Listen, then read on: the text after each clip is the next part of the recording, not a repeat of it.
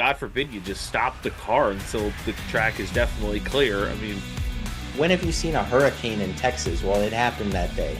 What's all-star about having every driver? I mean, it's ridiculous.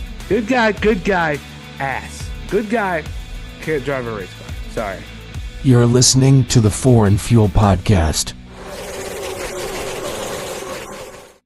hello, everyone. Welcome back to the Foreign Field Podcast. I'm your host, Dom Caplupo, joined by Steve Ray, Sam Dooley, and Wesley Riddle. We're here for a Naval Base Coronado in San Diego race at the base 250 recap, where Denny Hamlin spoke in the winning press conference for the fourth week in a row with his protege, Corey Heim, getting the win, his first career win in his 13th start. Steve, I think someone else won in their 13th career Cup start, and he seemed to be pretty successful. Well, I can tell you it was not Chase Elliott. He got to like 99 before he won. Oh, what we're talking about here is good old Jimmy Jam. Jimmy Jam in his 13th career Cup start. Not as good as Dale Jr., though. Dale Jr. got it done in 12. So, got to get back to the drawing board for Corey Heim. Trevor Bayne got it done in 2. I think Austin Cindric did it in pretty quickly, too, if I'm not mistaken. But it was a great event overall. A surprise winner, for sure. I mean, I think Corey Heim's odds at the beginning of the weekend were plus 15,000 to win that race. I saw someone put a bet $2.50 and walked out with over $1,000, I think, or multiple hundreds of dollars because of it, which is pretty cool. And Sam, 23-11. Was that Anthony that did that? I don't think so. Oh, Anthony. Did not hear anything from Anthony on that one, but Sam, 23-11, they seem to figure that place out this past weekend. And at one point, you almost thought there's a chance these guys could sweep the top 4 spots. It really did look that way, like close to the end too. Riley Herbst fell off a little bit, and then of course what happened to Tyler Reddick, him hitting the inside wall and debeating his tire and cutting it. But yeah, dude, 23-11 world domination is back on. If anyone was following me on Twitter, halfway through I said 23 world domination is 23-11 world domination is postponed. I thought I was postponing it till next week. I was postponing it until about an hour and a half later, when somehow all of them ended up in the front. They cycled back with the right strategy, and it always helps when SVG's not in the field at the time, so that you can actually have a chance at winning. But yeah, Corey Heim drove his ass off, like, to keep up with Tyler Reddick, who does this every week, and he's a staple. He's obviously won 5 races this year. He's really good. We all know that. For him to keep up with that and win at his 13th start, and it's not like a season 13th start, like where you're in the groove of things and you drive this car all the time. He's doing spot starts in trucks along with doing spot starts in Cup, and it's a whole lot of changing cars and doing this, and not really having a consistency of racing every week. And there's pros and cons to that, but still, it's just insane that he was able to do this. And 23-11 just in general, right at the end, I couldn't believe that Bubba came back from losing the wheel and going 2 laps down. I had given up on the day because I thought everything underneath that car was just absolutely shot. And then he gets track position back, and all of a sudden he's one of the fastest cars on the track again. And they brought something that those cars, it didn't seem like they unloaded particularly quick, but it seemed like each of the 23-11 teams were able to make the adjustments throughout the race that we didn't really see from anyone else. I would have been really interested, because SVG seemed to be a little off the pace at the beginning, if we would have gotten a full race to see where that car started and where it would go, because it felt like he didn't have the car underneath him, but it also felt like he's so good. He knows exactly what he needs to feel. He's able to communicate that really well. Would have been cool to see his progression going throughout, and like Zilisch being up there. Zilisch just can't catch a break. Um, but yeah, overall, insanely good race. I really enjoyed San Diego, and I was pleasantly surprised that it was such good, on track action. Yeah, and Wes, how demoralizing is it for Chevy and Ford to go to a road course and think, all right, one of us has got to get a win here because the Toyotas are just manhandling all the ovals right now. And then you have a chance there with Larson. You obviously, at the end, before the caution comes out, you have a chance, obviously, great chance with SVG to win. And then even Ford showed some strength with Chris Buescher and Ryan Preece over the first part of that race. Just to see it end up in Toyota's laps again, where they're controlling almost all of the top five. Yeah, and there were a few names I think even you had left out, like just to add to the list. It was like Austin Hill and Connor Zilisch both in the mix for the Chevy camp, and then Ryan Blaney seemed to have one of the faster cars the first half of the race. So all those names, just to not get into the winner circles, definitely unfortunate. But the road course is especially one that's new like this. I feel like the circumstances in this race led to a lot of various strategies, which you play your cards right, you can put yourself in the right position to have a good shot at the end. And the incidents combined with probably some untimely cautions and unfortunate strategies. I think the two guys at the end that had the best chance were Zane Smith and Chris Buescher.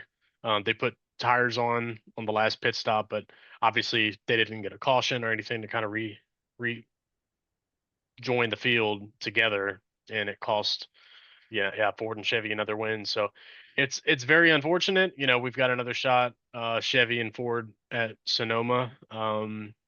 A little bit more of a traditional road course race versus a street course that's new to the circuit. So we'll see how they fare. But it's got to be pretty demoralizing just to have another race kind of unfold, and have a lot of DNFs and a lot of torn up race cars, but also just missing out on another win. It's unfortunate, but I think their time is definitely going to come at some point.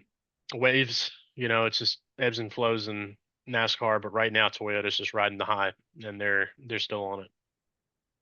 And no need to bury the lead here. The race changes in stage 2 with a restart incident between Austin Hill, Connor Zilisch, SVG, Michael McDowell, Ty Gibbs, all kind of taking the brunt of the damage in that wreck. And arguably, you take out the top 4 road course drivers right now on the circuit in the next gen era between McDowell, SVG, Zilisch, and Ty Gibbs. I mean, that just opens up the entire field to a chance to win that race, and it really showed because there was a point there where it looked like Larson was just on his way, and we're going to talk about Kyle Larson breaking a winless streak of 40 races, and then out of nowhere, Corey Heim shows up, and he's right on Larson's bumper going into that last pit stop under green. They both come out relatively the same, but then they were going to have to chase down Chris Buescher. Now, you take out those guys, and you get that caution, and then you got the decision between Chris Buescher. First, I just want to ask, do you agree with the call to pit with the 17 car from the lead on 8-lap older tires?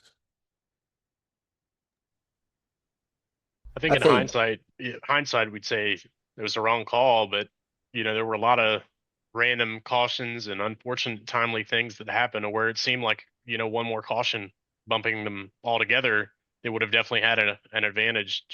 We didn't run a lot of caution flags under, or run a lot of laps under caution. So I think it really could have helped, but just the circumstances didn't materialize like I think they thought that it would. Yeah, I agree with Wes. And we're not talking about a half-mile short track here where 8 laps really isn't nothing. We're talking about, the longest track on the circuit here. So 8 laps is a long, long time at San Diego. I mean, thankfully they were able to come back and and finished 6th. But yeah, in hindsight, like Wes said, probably not the right choice. But I think in the moment, I think I think if it were me sitting on the pit box at 17, I probably would have called him into pit too. Yeah, it's just really interesting. That's kind of a catch-22 situation. Like, I feels like you're not going to win either way because you stay out there. You're on 8 lap older tires. They get by you. Crew chief's an idiot for keeping him out there. You bring him in. You get 4 tires, and now you're buried back because no one else pit or not a lot of people pit with you. And then it's like, oh, now you're an idiot because you took the tires. So it was kind of a catch-22 situation. But I think in that situation I'd probably do the same thing. They were just they were in a bad spot. Um, and I mean the pace that picked up at the end, I don't know if they're able to win that anyways. Um, but yeah, like Wes said, any caution or anything, like it looked like there was going to be another one in that time frame. Yeah, then you're a genius because you've got 4 fresh tires and you're able to make up those spots. But yeah, I mean it's a no win situation. It's a Kobayashi Maru. It's a no win situation. Like you're damned if you do, damned if you don't. Yeah, I think what the 17 team needed was maybe that run to run maybe 4 or 5 more laps. So then you put, the 5, the 77, the 45, the 67 in a predicament where they have to then decide if they want to pit as well because they have laps on their tires. But it was like the first lap, only 1 lap on tires for the 5 and the 67. The 77, the 45 had just gotten on a pit road because they saw the oil coming out of the 47 going into turn 2, knowing the caution was going to come out. So they really, the big winner in all that was Hocevar, because Hocevar wasn't going to be in the picture, but got on the pit road and was able to exit pit road ahead of everybody. So he was able to get out in front of and basically leapfrogged Heim and Kyle Larson. And same with Reddick. Reddick was right up there too. He wasn't going to be in that top 2 fight until that caution came out. And just back to that big wreck, I mean, SVG, I that's it for the chase, right? I don't see a path for him to the chase now. I really don't. He's now 17th. Even if he has a monster day at Sonoma, I just can't see him holding on for 8 races on like a max 40-point gap. Yeah, I don't either. I think if we had Sonoma, maybe one other road course before we got to the chase, you could make an argument. But Sonoma being the last road course of the year, I mean, yeah, you're right. He is going to have a monster day at Sonoma, but outside of that, then it's just going to be a steady decline from there. Now, I will say with that, he has proven multiple weeks that he's been able to run significantly better on the ovals. But I do think that it's not going to be enough. He is going to be in kind of that 17th to 20th range, kind of the rest of the regular season, even with a monster day at Sonoma. We'll probably leapfrog him back into the chase. But then from there, I mean, you look at the tracks coming up, you look at, I look at that 3 race stretch of Iowa, Richmond, New Hampshire. Those are the 3 tracks that are not easy, not as easy as people might think. So um, look at the wild card of Daytona in there too. Um, Indianapolis, it's just not lining up after Sonoma. It's not lining up great for SVG after this. Yeah, and if Pocono and Michigan are any indication of what's coming at Indianapolis, he's going to be Yep. 30th. That Yep. just on speed, all Yep. Trackhouse. I will say the good thing though for him is that he's going to have 2 wild cards, Atlanta and Daytona. He did fare pretty well. I feel like in New Hampshire last year. I don't know how he finished 32nd. I was looking at his result, but I remember he was running pretty well at the start of the race. I think Dom, you were there. Yeah, Maybe he was definitely running like in that, I'd say top back half of the top 10 for like the first half of that race. I really don't remember exactly what happened to him. If he had maybe a tire go down or mechanical failure. True. So yeah, I mean, it's unfortunate he didn't get the finish, but if he's able to run like he did the first half and not have any incident, then there's 3 tracks plus Sonoma, and then wild cards could really shape it up for the other guys around the cut for the better or for the worse. So he's I think like Steve, you said Indianapolis, that's going to be and Chicago when we head to Chicagoland. Those two are going to be the ones that might really sink him into the hole. More so, I think, even than Iowa and Richmond. But um, yeah, it's gonna have to. I think SVG is gonna have to just bank on trying to be top 15. If you can finish top 15 or salvage a top 15 day, do it. Um, that could be enough. But it's gonna also have to count on some of the guys around him to have some bad luck on some of the other tracks. I think Yeah. it's less of an SVG thing and more of a Trackhouse thing. If Trackhouse was having the speed that we would see out of some of the Spire cars, specifically out of Hocevar and Suarez, I think if they were up running where they are, I would have more confidence in SVG trying to sneak his way into the chase. But with how let's call a spade a spade. Trackhouse is terrible right now. SVG out of the 3 cars has been carrying that team this year. Really outside of the couple good runs on an oval that SVG has had, Trackhouse has been terrible. Ross is buried deep in points, really hasn't had much to write home about. Connor is having probably one of the worst seasons on record. So, when you have this road course ace that's carrying your program, we only have, 4 road courses throughout the year.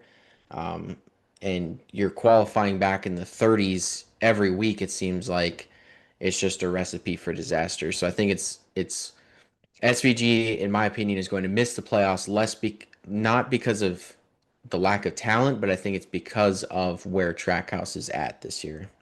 And I feel like you can just look at Ross Chastain, and Dom and I talked about that one day last week. It's just that Ross is arguably a top 5 driver in the series. I feel like that he is arguably the best driver in the series. He really could be. But that narrative, we can't say we, but just a lot of fans aren't ever going to say or include him into that narrative because of where he's running with Trackhouse right now versus how he ran in the 2022 season when the playing field was a lot more even.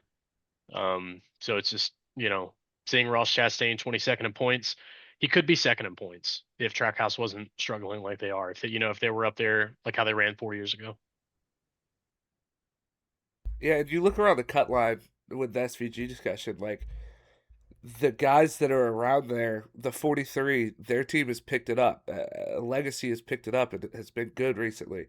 Uh, Cindric, he's, a Penske car. You kind of expect them to turn it on at some point, right? You got Priest, who RFK has been who RFK is. They've shown that they've got the consistency. He's kind of been the one that's been lagging back a little bit, but this week he showed up pretty well, and that jumped him over SVG. Even like Logano, that's right there behind him. It's been a historically awful season for Logano, like Logano standards. But still, like I said, you expect Penske to pick it up at some point. And you're just kind of looking at Trackhouse on this downward trajectory, and you're seeing these other teams that are heading up, or you at least expect them to head up, right? So it's really an uphill climb for SVG. And like we hear it talked about all the time. Like you go out and in Group 1 and qualifying, you're more likely to be there again next week because you're going to qualify in the back, even without even if your car was as fast as the leaders, right? You're going out in unfavorable conditions, and then that leads to you being in the back to start the stages, and then you're back behind. You're having to do stuff to try and gain track position, that then put you behind, and you finish in the back, and then you're back there for the next week. So it's kind of a compounding issue that it's just really hard to dig yourself out of that hole once you get there. Even if Trackhouse could find some speed, it's like they're still buried back there, and the way these cars work, the farther back you get, the worse your car is going to drive. So it's just Trackhouse is in a pretty bad spot. SVG just needs to go out and dominate Sonoma and whatever tracks that. Oh yeah, next week's going to be Chicagoland. And then at Chicagoland, you just gotta you gotta hope that you can put together a good qualifying effort, and then try and stack good days and try and get those top 15 to try and get yourself out of that first group of qualifying, and out of the one of the first cars to go, and then as you stack, then you can get on that upward trajectory. But yeah, it's definitely gonna be an uphill climb considering the equipment that Trackhouse is putting him in. But I mean, they seem like the odd man out at this point. Listen, for Trackhouse, it's flat out embarrassing and unacceptable for two of your cars to be behind a Colleague car.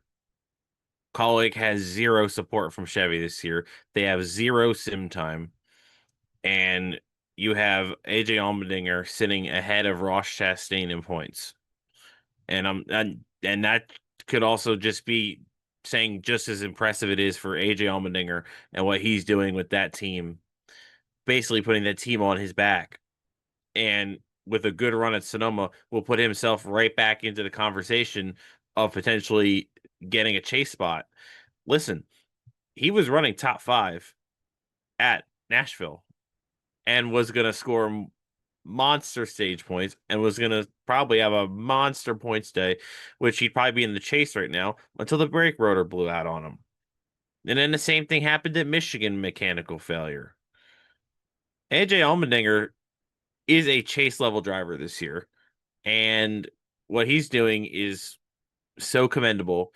And honestly, if he wasn't at his age and at his dedication to Colleague racing, honestly, he'd be a top free agent for any team, really.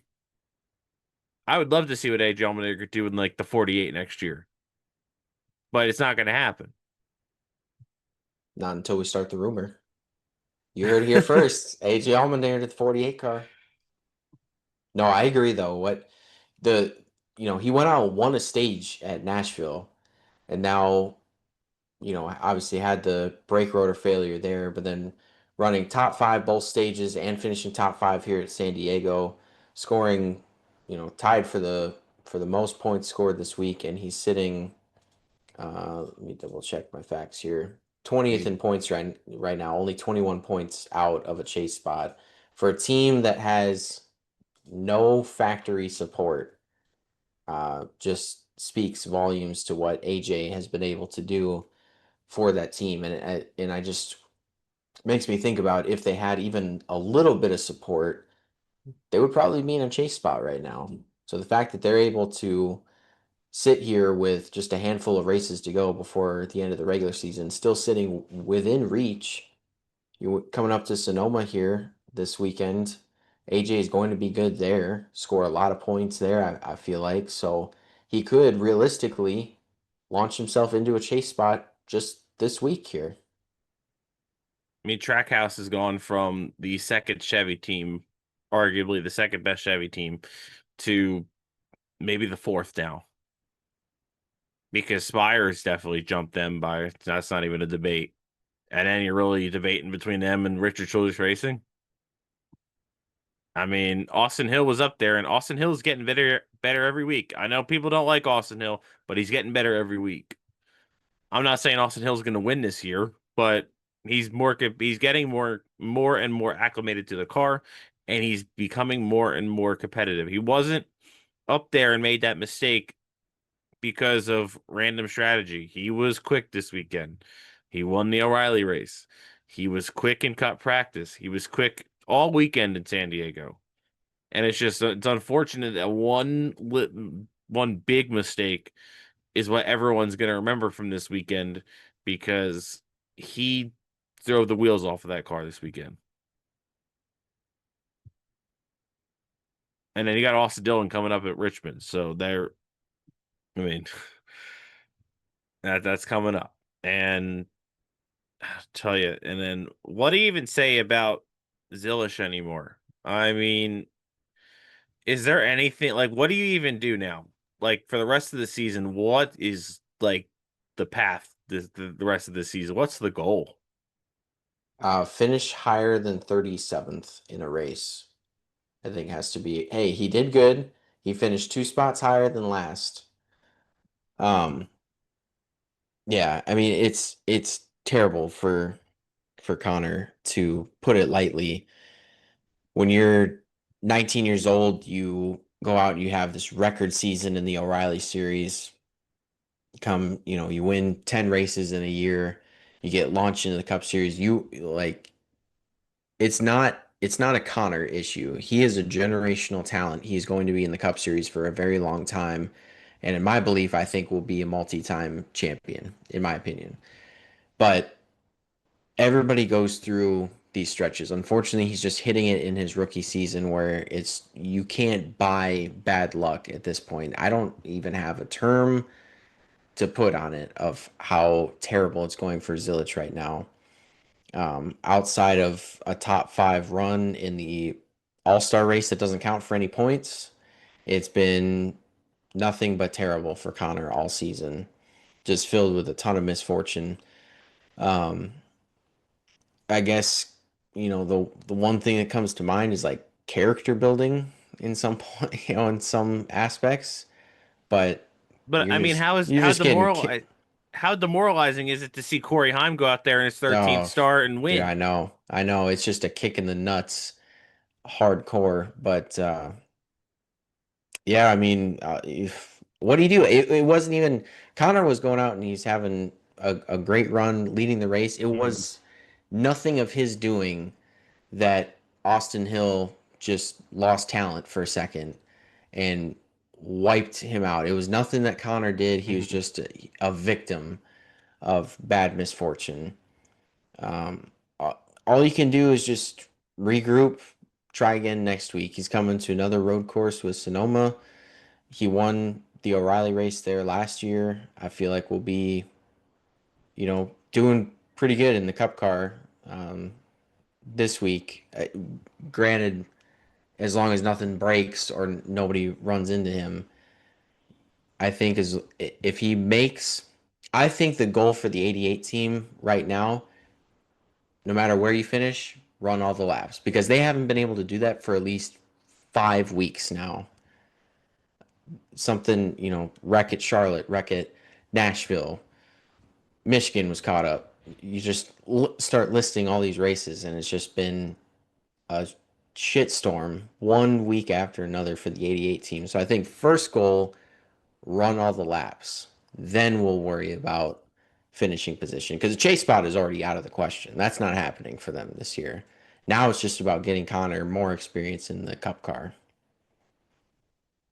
Yeah, if I were to use a football example for this, you need a hope that he's Baker Mayfield and not Carson Wentz, because Baker got smacked around in the face. Teams traded him, gave up on him, everything. Comes back, ends up being a top quarterback in the league. Carson Wentz, team loses faith in him. I mean, he had the little run with the Colts for a little bit, but never really returned to being that top MVP quarterback that he once was. So you've got to hope mentally that Zilisch can compartmentalize everything that's going on right now. And the biggest thing is I think I said it last week. He just needs to stop over driving the car. You're in a shit box. Learn, drive to where this car will take you. Find the limit of this car. Stop overstepping that. Stop trying to make it go faster. Learn the car, even though it's not very fast. Just learn the Cup car, and like Steve said, run all the laps. Try and get experience because it's this. Obviously, you can't come back from it this year. But I mean, you got to be able to get punched in the mouth and have quite possibly one of the worst seasons humanly possible, and you got to be able to pick yourself back up because this is what you want to do for a living. Like this is it, and you need to be confident every time you step in that race car. So you've got to just take it on the chin, get punched, punch back. Just start trying to piece together, stack good days. I think what I said about him last week. Just try and stack good days.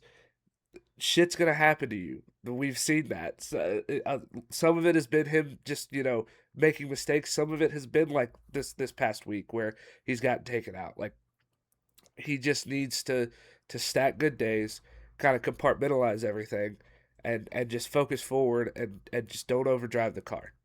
Drive to what this car will give you and learn and run all the laps, and then you'll be set up for next year. Hopefully Trackhouse can make some leaps and you'll be in a good spot for next year because you have the experience. I mean, listen, you got Cody Ware. For the last 5 races, he's finished 22nd or 23rd. And sometimes you just got to just keep the car pointed forward. You got to let things happen. And as the race goes on, attrition is a factor in most of these races. And you just got to keep the car pointing straight. Like you said, Sam, just Zilisch needs to just listen. If the car is a 30th place car, you just got to let it be 30th. You have to accept it. And the only way it's a good way to learn how to run in traffic for when your cars are up to snuff and you got to work through traffic. You now know how the car works in traffic, in heavy traffic. And listen, it's got to be weighing on him that Cody Ware is 13 points behind him. Like, as much as you don't want to think about that, you do not want to finish dead last in the full-time standings. You just cannot have that happen with the amount of talent you have. And it's just, Sonoma, go out there. If you're running top 5, just don't do anything to screw it up. He didn't do anything at Chicago or San Diego, but just, yeah, like you said, Sam, just take what the car gives you. And if he can do that and get on a roll of finishing races without incident, I think the confidence will build back up. And then you build your notebook for next year when you go back to these tracks again, to where hopefully you'll be a little more competitive and Trackhouse can find something in the off season. Because I think we're at that point where the season's too far gone to where you're going to magically find something in a race team to pick up the amount they need to start competing in the top 5, because they're so far off. It's not just one little thing that's going to fix everything. Now, Yeah, and just to wrap up on Zilisch, like he even said it when he hopped on the Dale Jr. download. Was it last week? Maybe. That obviously we say that he went out and he won 10 races in the O'Reilly series. Well, the difference between the O'Reilly car and the Cup car, it's night and day. Like it's incomparable. It's apples and corn, right? It's just not comparable. So yeah, I mean, it's not fair for Connor to get all of this comparison of, oh well, how can he go out and win 10 O'Reilly races and go out and suck in the Cup Series? Well, for one, the talent level in the Cup Series, jumping from Saturdays to Sundays, is just next level. But then the cars themselves, a lot of these tracks, Connor's going to them for the first time and is still learning the Cup car and things like that. So I think he is owed some grace in sorts of just having a longer leash. Obviously the talent is there, the car is not there, but with time it will start to get better, and then it'll start to go from 37th place finishes to 25th to 20th and then to top 10, and he will get up there and win eventually. It's just sometimes you got to sit there, take your licks, like all you guys have been saying, and it will start to get better over time. I mean, the Truck Series drives more similarly to the Cup car, and you're starting to see that now. People are going straight from trucks to the Cup Series. You look at Hocevar, you look at Corey Heim, you look at Zane Smith, Todd Gilliland. They're just skipping right over O'Reilly because the O'Reilly Series really isn't doing anything.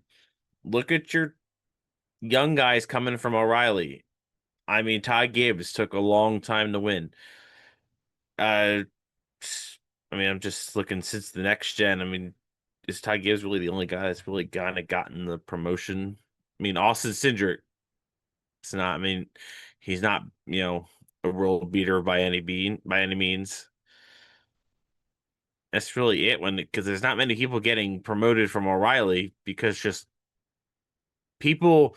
It's like O'Reilly is the higher series, but it's more of like a series to kind of get stuck in. You look at Josh Berry. Josh Berry just hasn't had the success, and I mean that some of that comes with the Penske Wood Brothers deal. We'll see how Jesse Love fares, but I mean, people are excited about Jesse Love going the next year, but I'd find it hard to where it doesn't go kind of what's going on with Connor next season. Yeah, it's interesting. The cars are very different, so actually driving the tracks, you learn more in trucks. I think more with what O'Reilly has is that you can refine your racecraft more, if that makes sense, because you're going up against your Justin Allgaiers. You're going up against all those junior motorsports guys and all of these O'Reilly drivers that have been there for a while. You race in trucks, I mean, you've got Majeski, you've got uh, other guys that have been there for a while. Riggs has been there for a while. Infinger's been there for a while. Like you've got a couple, but like when you step into O'Reilly, there's a lot of guys that have had a lot of starts. So you have to learn to put the races together. But that's kind of the thing is, um, the car's just so different that you you may learn racecraft doing that, but it may also hurt you to start out because you're just so far behind because you haven't raced anything like this in a while. So it's really interesting to see like what the differences are. It feels like the truck guys that move straight up have been a little more aggressive because they didn't take that extra step to kind of learn that racecraft. But then at the same time, you got guys like Corey Heim that I mean, from every interview that I've heard about him, he's had that racecraft since he was 10 years old, running a local short track. So I'm not really surprised by that. But like you see a couple other guys like Hocevar's the obvious example, but that's just kind of his race style in general. He's kind of a knock you out of the way, find a small gap and exploit it type of guy. But there's a lot of these guys that don't have the racecraft, but because the trucks are so much more similar, they kind of have a leg up to start. So it's interesting seeing the balance between yeah, you want to go up there because you want to race these veterans and kind of learn how to put a race together, but how far back does that set you then in the actual driving of the car whenever you jump up to Cup? And now you're racing veterans and high talent along with having a completely different car. Absolutely, and that's why I would not be surprised if Lane Riggs got the call up next year to Cup, maybe in that 4 car, just because I mean he's having so much success in the Truck Series right now, and he's probably the Truck Series championship favorite. Get him up there, and for like Noah Gragson, it might be a better deal to try to find an O'Reilly ride or that 33 RCR car in Cup. Yeah, honestly, I think he goes to RCR, whether it's Cup or it replaces Jesse Love in the 2. But that's more or less that's just my guess. Well, we're going to find out more here pretty soon, just down the line here this summer with silly season. Lane Riggs, or do you mean Lane Van Rigsbergen? Lane Van Rigsbergen, he'd give AJ he'd give AJ and Shane a run next year in the road courses. Look out. Sam, you had some thoughts on that. What did you think of Lane Van Rigsbergen? He's very good at road courses. He's actually very good at driving a truck. Man, I think I saw Fat Chud somewhere in that message. I call a lot of people fat chuds. I'm fat. I get to say it. That's we get to say it, fellas. Other than Wes, if you ever call anyone fat, it gets a lot for you to say it.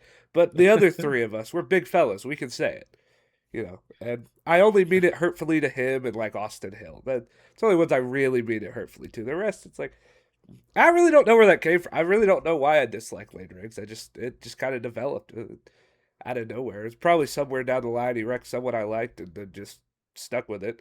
Same reason you hate anybody in NASCAR.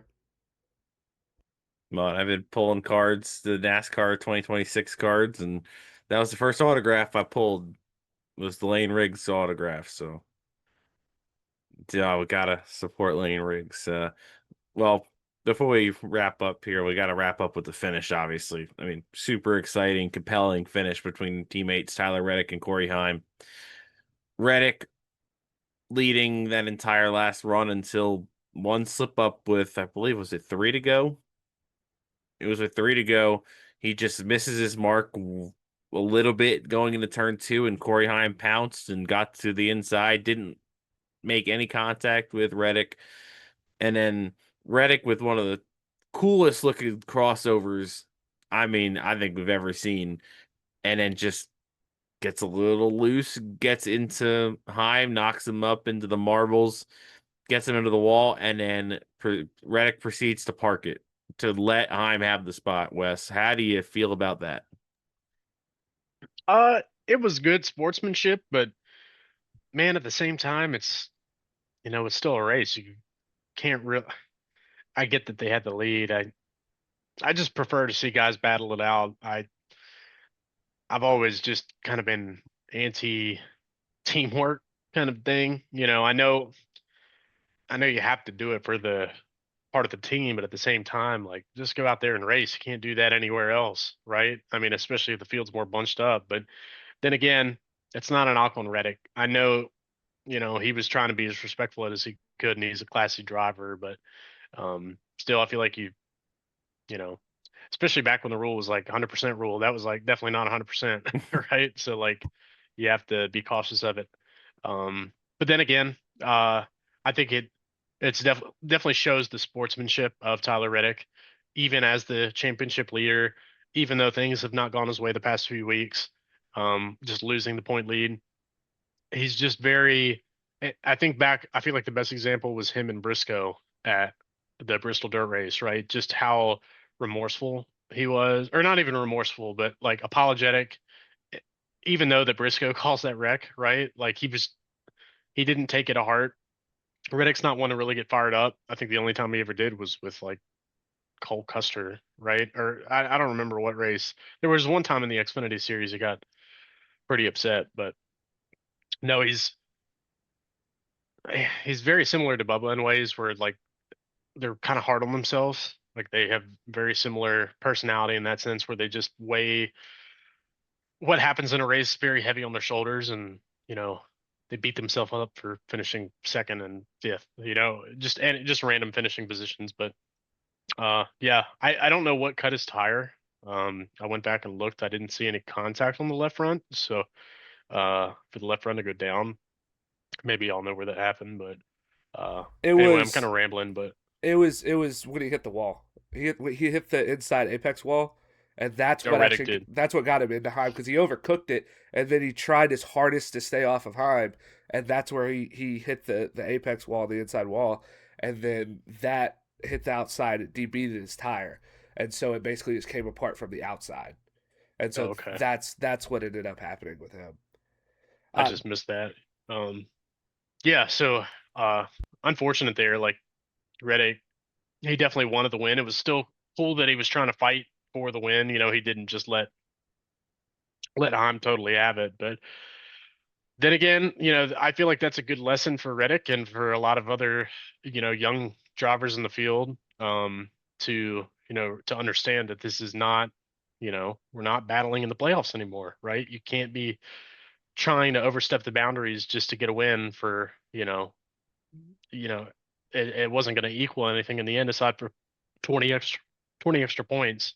Um, I mean, granted, it could have helped, but with Heim as quick as he was, with there still being, you know, like 2 whole laps, whatever lap it happened, sometimes you just have to take a second place and move on. But so I hopefully that's a good learning experience for Reddick moving forward the next few weeks.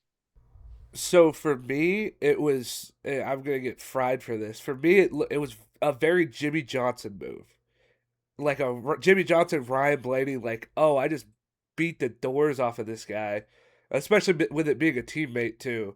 Like, it was very much like you think of the most respectful racers that you could think of, and it's like, yeah, that's something that they would do. But like even then, I don't think anybody but Tyler Reddick is doing that. Like I like stopping.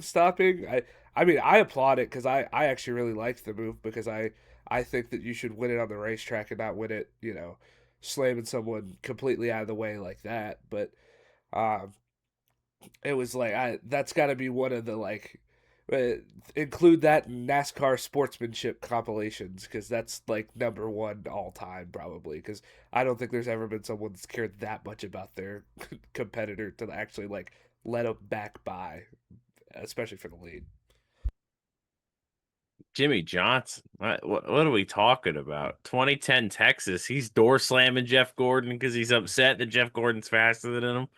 I don't know where you're getting Jimmy Johnson from. That guy Okay, is. he got angry sometimes, but the body of work, he was a very respectful race car driver. He wasn't a knock you out of the way, beat you out of the way type of guy. Well, yeah, he couldn't hit anybody because he didn't want to risk getting the cheetah stuff knocked out of the car. That's neither here nor there. I'm just saying, look at the body of work and like Ryan Blaney, that was probably a closer one. But are you telling me Joey Logano wouldn't have stopped there to let the guy he put in the wall? Joey Logano would have turned right and sent him through the concrete if it meant that he could win that race. So I don't know. Also, how lucky for Corey Heim when he bounced off though. He hit that wall pretty well, and didn't have enough damage to like knock a toe link out or. Because look at what happened to William Byron. He hit the wall, I guess. He just hit the wall in that apex and ended his day. And you look at Reddick, he hits that inside wall, like you said, trying to stay off of Heim, and it gets the tire knocked out. And Reddick goes from when he was leading 55 points over Denny Hamlin to finishing 25th, and now 8 points ahead of Denny Hamlin. So the big winner in San Diego, other than Corey Heim, was Denny Hamlin because his protege wins, and he gained points on Tyler Reddick on a road course. And with Corey Heim, we do have to talk about his little bump and dump on Carson Hocevar, which I think was very well deserved, very well earned, and I think it's good for the sport that Corey Heim still has that 2023 truck championship race in his mind. Well, you look at it, and they always say they'll get their payback in the most important moments. You're like that. All of all of these instances that Carson Hocevar has had, they always say they're not going to wreck him for 25th. They're not going to wreck him for 20th. It's going to be when you're in third on a road course when you didn't expect to be there, second or third or whatever he was, and then oh no, I just overdrove the chicane a little bit. Oh no, there goes the 77. It's like it that's why it's important to be a respectful driver because it'll find its way. People will find their way around you that don't like you, and they're gonna dump you in very important spots. So I was just gonna say, I think that was one of the best cases of payback I think we've ever seen in NASCAR because Corey Heim waited what 2.5 years. He waited 2.5 years for the perfect opportunity in a situation where he knew he would have a shot to win the race. Same with Carson Hocevar. And the moment he got to him in the perfect spot on the track, knew exactly how to turn him and timed it at the exact right position to not collect anybody else, to put him out of harm's way and also to get around him. Like, I just thought that was a masterclass execution of payback and also a great way to not get suspended because nobody's, if we saw that earlier in the race, like if Carson Hocevar wrecked Corey Heim earlier and then Heim went to wreck Hocevar, everybody would be tweeting like, oh, he retaliated on purpose. I think anybody that knows their history knows that that was clearly intentional, but due to the circumstances of it, it's, no harm, no foul. And I think Carson Hocevar can even admit that. Yeah, Hocevar knew it. I mean, I'll give Hocevar credit. Didn't complain about it. Didn't make a scene about it. And he knew what was, he knew he had that one coming. And I mean, that's good. And here we are talking about a little growth from Carson Hocevar.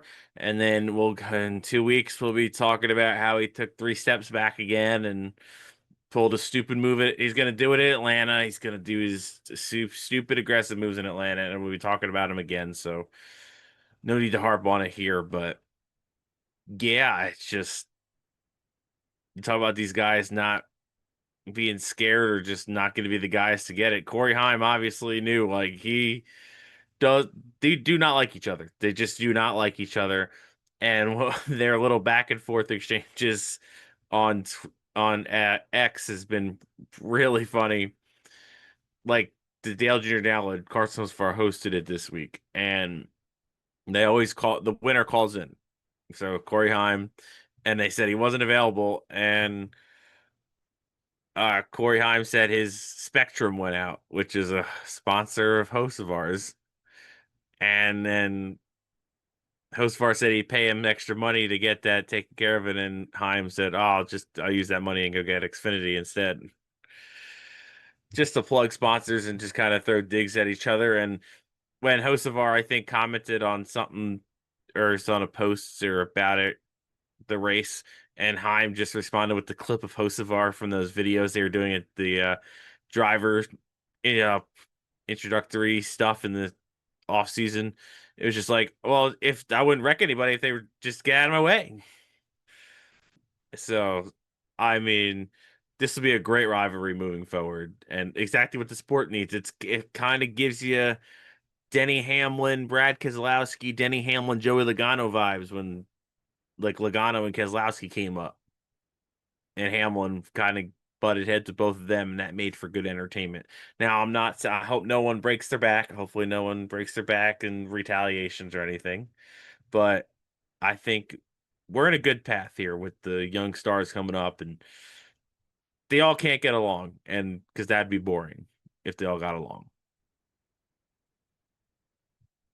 Now, I think that's about sums up all of San Diego, unless we're missing something. I mean, shout Austin Hill, obviously, we mentioned that earlier.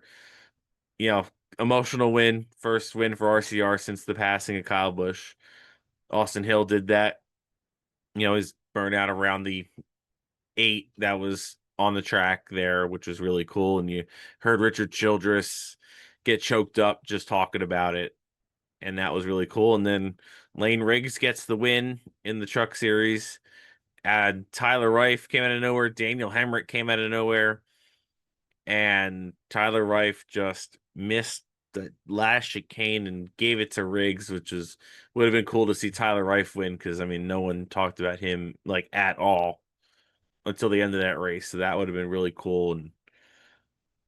And who would have thought that the Cup race was like the quickest race of the 3? Who would have thought? Also, we can't ignore Sheldon Creed's friend hopping the fence under that red flag, which we found out was Sheldon Creed's friend back from like high school. That's confirmed. That. Oh yeah, man. Tommy Baldwin said that on DBC that it was Sheldon Creed's friend, and then like Sheldon Creed had to like play along that he didn't know the guy because he asked him to check the left front for damage, like just how bad's the left front look. Sheldon Creed literally asked him, and then he's like, "It's pretty bad." So he obviously didn't want to get himself in trouble by like thinking, "Oh, the team sent this guy over the wall to check our damage." That is a real friend right there, to be able to be willing to catch a federal charge to check for damage on your buddy's race car. That's a real friend right there. Now, Sam, how many beers would it take for you to have done that? Probably 0. To catch a federal charge, I'm gonna say the most I've drank in one day. I drank 26 in one day, and that was a lot. I still don't know if I would have done it after 26 beers. I don't know. It just depends on how drunk you get me and how much you can convince me that it's not going to be a federal charge. Okay, you can lie to a drunk man; he'll believe you. Yeah, here, I'll pose the question. All right. Let's just say you're not on a Navy base. All right. No federal charge. You're just going to get the risk is you just get kicked out of the track. That's it. How many beers would it take then? Because I think we would all agree that we probably wouldn't catch a federal charge to do something like that. But if the worst thing was they say, hey, you can't be here anymore, we're just going to have to kick you out, How many beers would it take then? I'd say you could probably get me like 15 in. It wouldn't take that much. Like it, if it was just like, oh yeah, hop over there. If you dare me to, about 15 in, I'll be like, all right, yeah, I'll do it. They All might right. need to recruit that guy for the 12 pit crew because the athleticism to get Holy cow! over that wall in flip flops. And then the second fence that he jumped, that he literally just basically jumped over it, like Hmm. barely touched the fence. Like what an athlete. Yeah, the Tensky needs to be on the phone with him yesterday, Yeah. saying what is it going to take to get you on our 12 crew because that is what we need. Just need you got to try to throw any athlete out there with that 12 crew because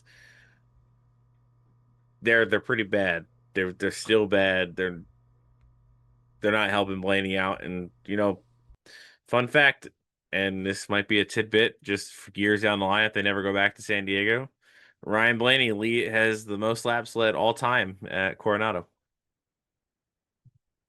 with 12 laps led, just over Kyle Larson's 11 and Tyler Reddick's 9. And so, if no one else has anything, I think we pretty good spot there, about 55 minutes. Pretty good episode. We're going to talk about Sonoma later this week. Hopefully, we'll have all four of us back here so we can get all our segments in.